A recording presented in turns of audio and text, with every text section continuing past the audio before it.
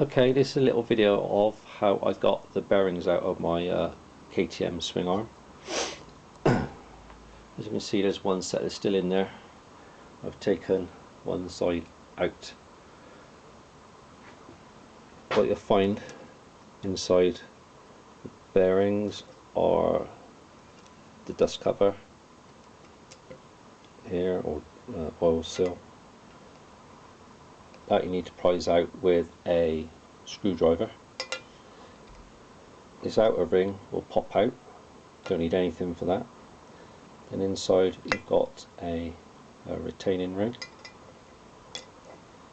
These two bearings here will be left in, these are the ones you've got to press out. This middle one will actually come out as well with your finger. Okay, just slides out quite easily. Get rid of those. So these two bearings are the ones that will have to be pressed out from in here. Before you start, it's worth noting that there is a smaller tolerance for the main bearings to go in. It's got this ring inside. You can make the mistake of putting a socket or something here to try and hit them out, not realising there's actually a rim there, and you could hit all day long and just mess all this up. So it's just worth noting. So if you imagine the bearings being in there, what you need is a socket that will fit through. Like so. This one is a 19mm socket.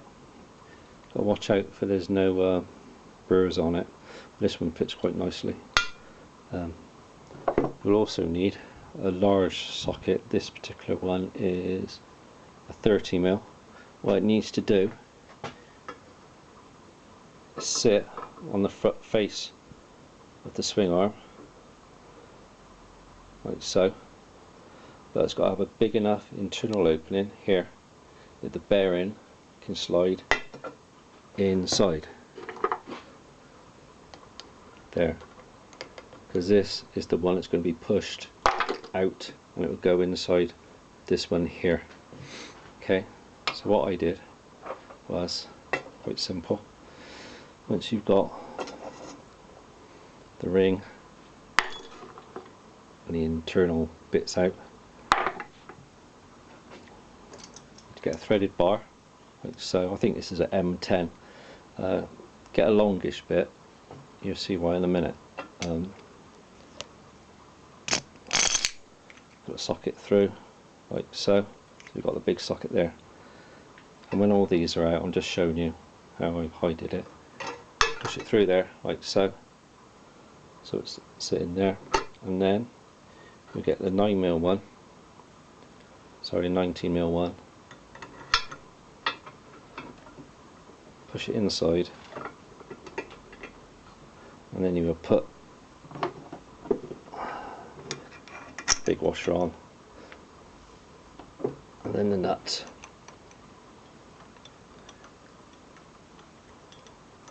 like so. If I can get it on, tighten it up. Okay, make sure the socket on this side is seated nicely, like I say, so the bearing can go inside, like so. This socket here, make sure it's just on the needle bearing face, and this edge here.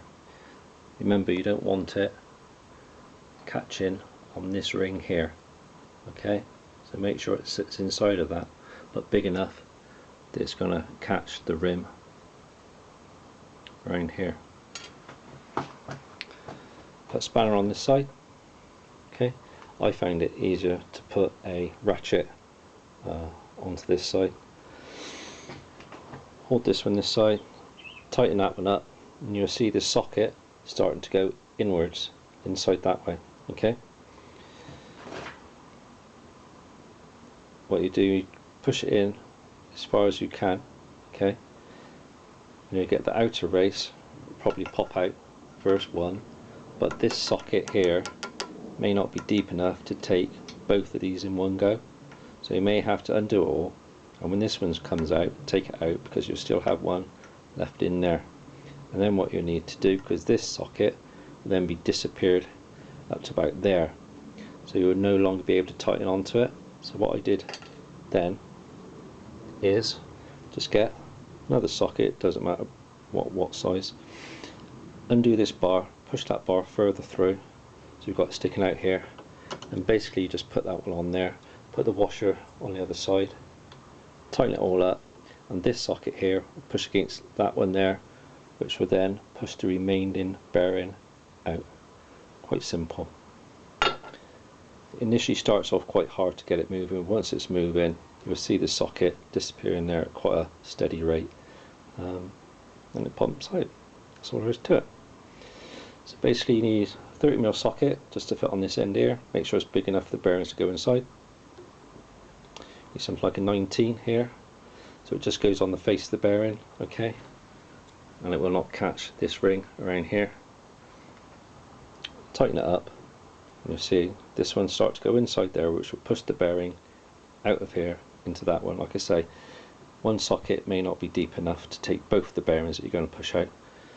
You'll probably have to just wait till one comes out, undo it all again, push it all the way through. Like I say, this socket may be in too far then, so you'll have to put another socket on the end of it.